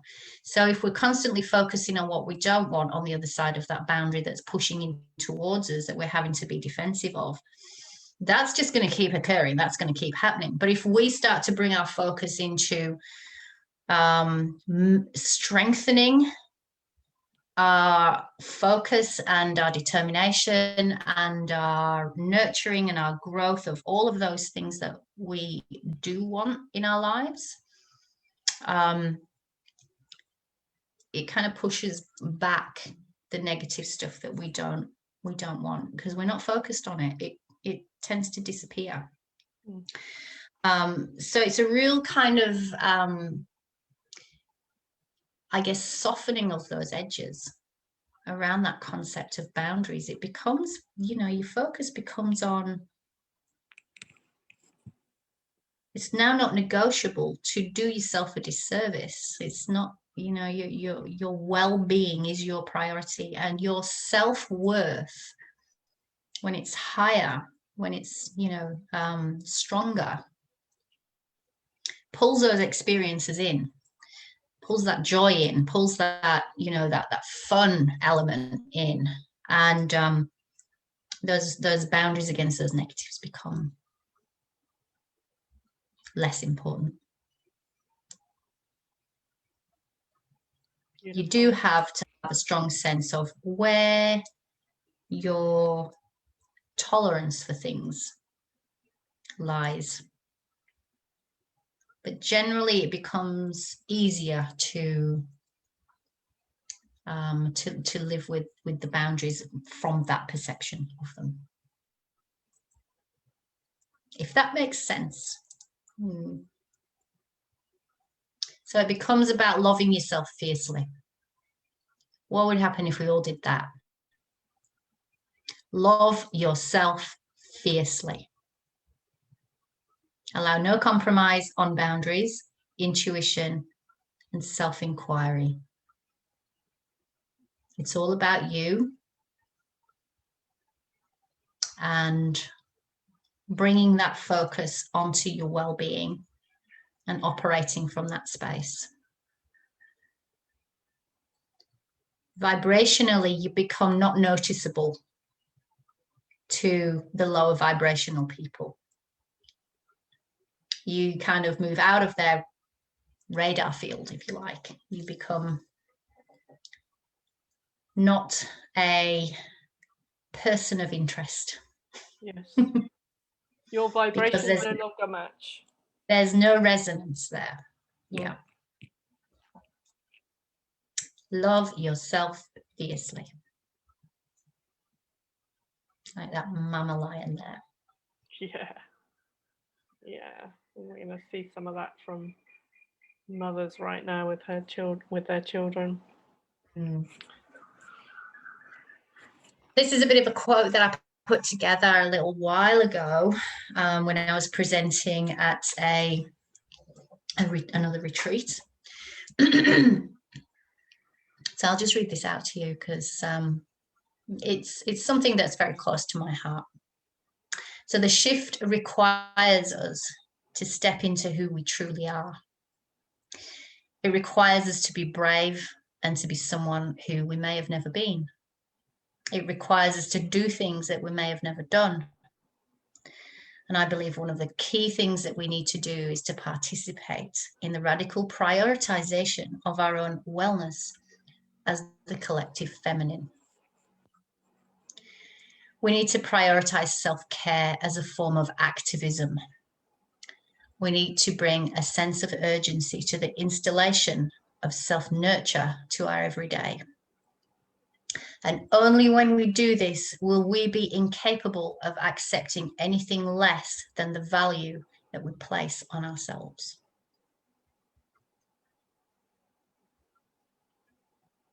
Beautiful. And we all deserve that. So let's just do a quick clearing, and we're calling it a meditation, but we'll invite you to close your eyes in a minute. But just before you do that, what I want you to do is, if you don't know EFT tapping, then that's fine. What I'm going to invite you to do is to just hold your hand in front of your face like that, and I just start tapping on your finger points here. And you can tap either side of your finger, it doesn't really matter. And then rather than holding your hand in front of your face, just place your hand in your lap. And basically we have meridian lines that go down to each of our finger points here that will help shift energy. Okay, so first of all, I'd like you just to close your eyes and just very gently just either tap on your finger points, or you can just hold them, hold and release, hold and release. And as you're doing so, I want you to just use your breath. So breathing in for the count of 2 and breathing out for the count of 4. So your out breath is longer than your in breath. Breathing in, 2, out, 2, 3, 4. Next finger, in, 2, out, 2, 3, 4. And just keep up that kind of timing with your breath as you're breathing in for 2 and out for 4. And we've spoken about a lot of subjects here today. So just start tuning into your body. What is the feeling coming up in your body? We've spoken about boundaries, about prioritizing yourself. We've spoken about maybe not feeling safe in the world. What are the feelings that have come up for you when you think about prioritizing yourself, putting yourself first, deserving to be put first? Where do you feel the energy of that in your body? Keep breathing. Keep either tapping or holding your finger points. Where do you feel it in your body? If it had a color to it, what would it be? What color does this energy have? If it had a shape or texture to it, what would it be? Breathing, holding your fingers or tapping. And if there was an emotion in this energy, what emotion would it be?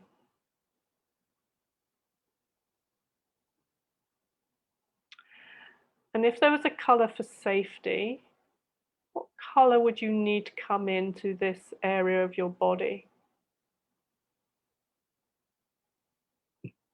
And just get a sense of this color now just coming in. Or you can generate this color from inside of yourself. So if the energy is in your heart, for instance, just bring the healing color, the color for safety in, or generate that within yourself.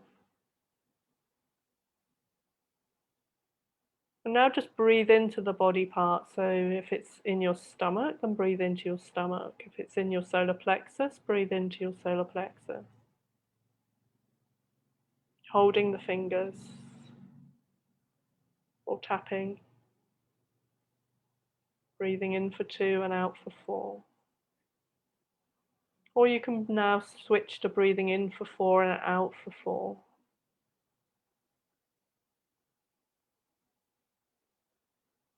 And when you think about prioritizing yourself, how old do you feel? When did you learn that it wasn't safe to do this? How old were you? You might just get a number dropping in. You might get a sense of your younger self at the whatever age, 3, 4, 5 years old.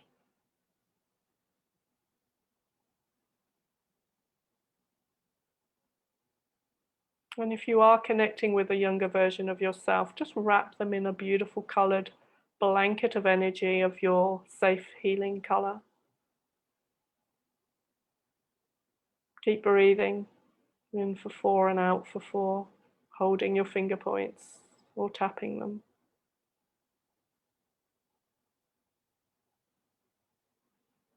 And as you start to connect with your younger self, just ask yourself this question: who does this energy belong to? Does it belong to your younger self? Is it all of theirs, or does some of it belong to somebody else? Maybe it belongs to mum. Maybe it belongs to dad or somebody else.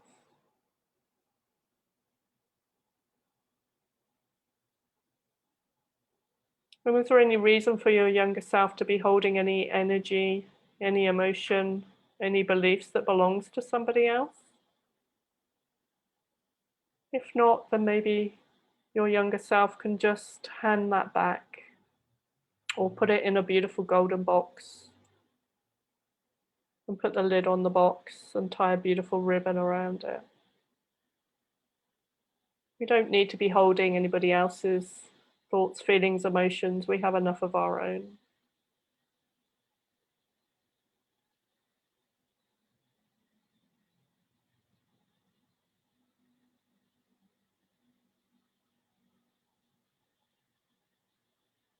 And as you connect with your younger self now, just ask your younger self, what decisions did he or she make in that moment? What did they decide about life? What negative belief or vow did they make in that moment?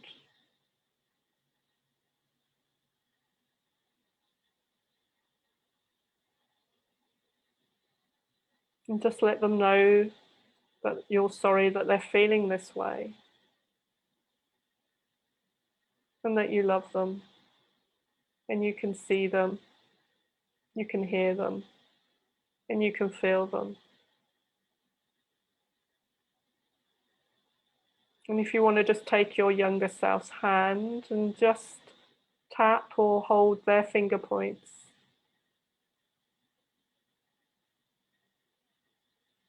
And just invite them to breathe too as you breathe together. The beautiful healing colour, the safety colour.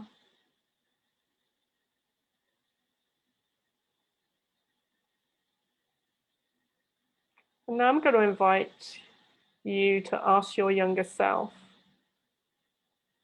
is there an earlier time where you felt like this? Is there a later time where you felt like this?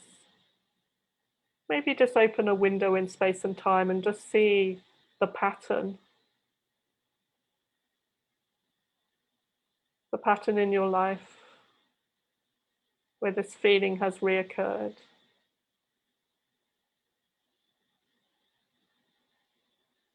Breathing,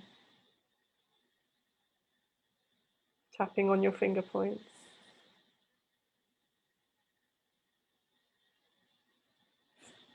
And just send the beautiful coloured energy, your healing colour, up and down your timeline to all of those aspects of yourself that are associated with this pattern of not deserving, this pattern of not feeling worthy, this pattern of not feeling safe.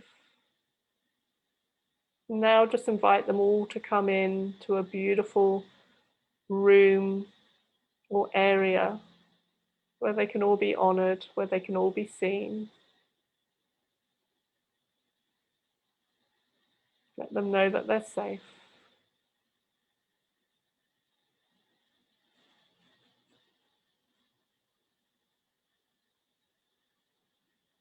Breathing, holding your finger points.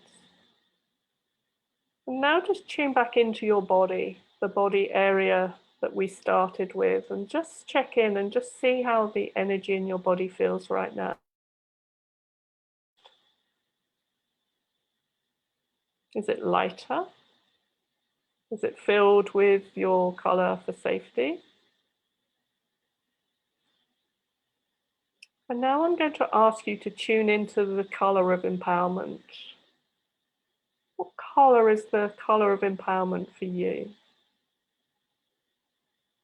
My colour of empowerment is gold. Yours may be different.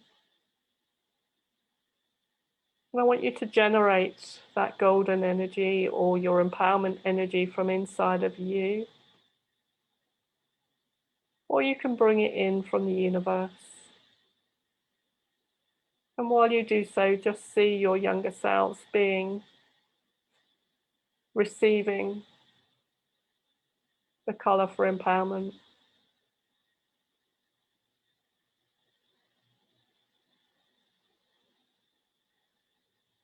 And just let them know that you see them, you hear them, you feel them, and that you love them, and they're no longer alone.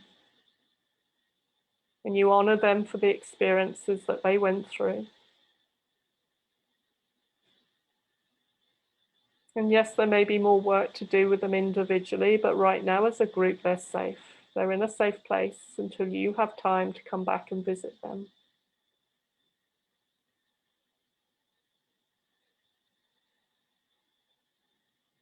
So just bring your awareness back to your body now, again, back to the area of body that we started with, your heart, your throat, your solar plexus, your sacral, or your base. And just flood those areas with the color for empowerment. Just bring that color in, invite it in.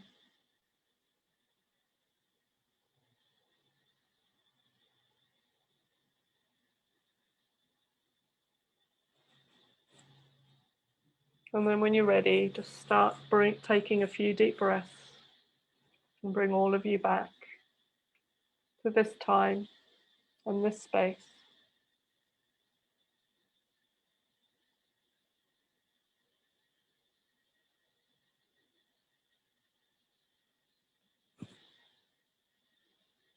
And it would be really nice to hear from some of you that have just done that process on how you're doing. Did you feel a shift?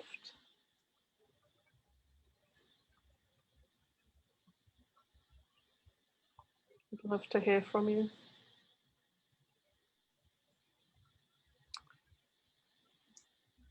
So just as people are putting their comments in the Facebook group, we have really enjoyed spending this time with you and sharing this information with you. We really appreciate that. We've gone well over time for what we had planned. When we're over the 2-hour mark. Wow. We have so much information between us to share. It's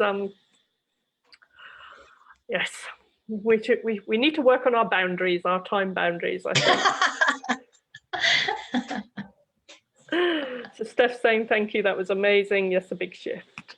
Awesome. Yeah, beautiful. So we've decided that this is such a hot topic right now for people that we're going to do a 4-hour workshop together where we're going to go deeper and dive more into what's been going on for you.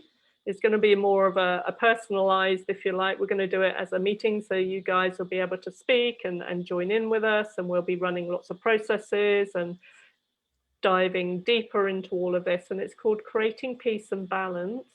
Oh, I can't read it because my head's in the way. Here we go. That's it. Creating Peace and Balance after an abusive relationship. So we thought that we would do this on the 24th of April. UK time, it will be 8 p.m. Thai time, which is my time where I live in Thailand, 2 p.m. And if you're Brisbane time, Australia time, it's 5 p.m. in Brisbane. So you can do the calculations on that. We 6 don't p.m. have... other places. Say again? 6 p.m. Melbourne, Sydney. Yeah. Okay, cool. So we don't have a sales page for this yet because we only decided today we were going to do this. The price, I think we were going to just keep it really, really low for people. Was it 99 Australian dollars, which works out about £55 UK pounds. So yeah. So if you're interested, then pop a little comment in the Facebook page, and we'll just make sure that we get the link in there if you want to join us. You can check out what the other things that we've got going on as well on my website, magicalnewbeginnings.com/workshops. We're just having such a blast working together. It's just amazing. Yeah, it totally is. And it's actually, as we work together, we kind of just draw out so much more out of each other, and we've both got so much to offer, and we kind of bounce off each other as well. So we've got so much content and so much experience and so much to offer. It's yeah, there are endless possibilities. And you know, we kind of did this webinar tonight and started to think, well, there is so much more that is beyond this, you know, talking about red flags and how to deal with that early on, but there is so much more it's such a wide field of experience, you know. I mean, there are so many depths that people go to within relationships, different experiences, different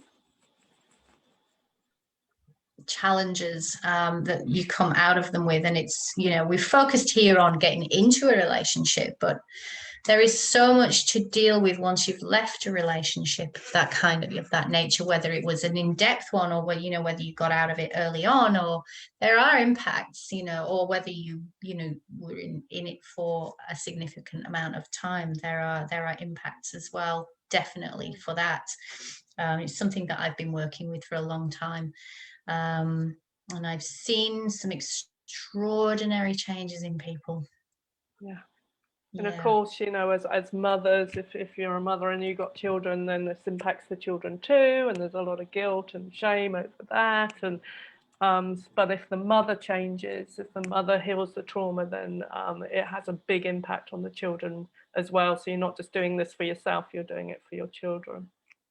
Yeah, and it makes life a whole lot easier. You know, it's living without trauma and having to manage that every day is such a gift. It really is. Being free from that. Yeah. Alrighty, so thank you for joining us. Next week we will do another Facebook Live on a totally different topic that we haven't chosen yet. So if you haven't decided on yet. Yeah, or if you have any ideas on what you would like us to talk about, then feel free to pop that in our the New Human Guide Facebook group as well. Yeah, this week's subject did come as a suggestion from somebody from another group, so this is why we ran with this. So yeah, let us know whatever is relevant to you in your life, and you know, hopefully you may even decide to join us on the 24th. That would be amazing. Yeah. Alrighty, everybody, let's stand up and wriggle and end the webinar. So thank you for joining us once again. And yeah, if you're watching the replay, love to hear your comments in the box below as well. And please share this with anybody you feel like is in need.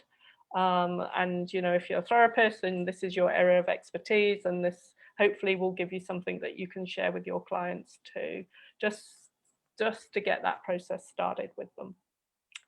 Alrighty, take care everybody. Jane, thank you so much for your contribution this evening. My pleasure. I want to get this work out as far as wide as possible. Yeah. So have a wonderful day, the rest of the day, for those of you that are listening in the UK and listening in your morning time. We're going to go and enjoy our evenings now. So take care everybody. Thank you. Bye. Bye.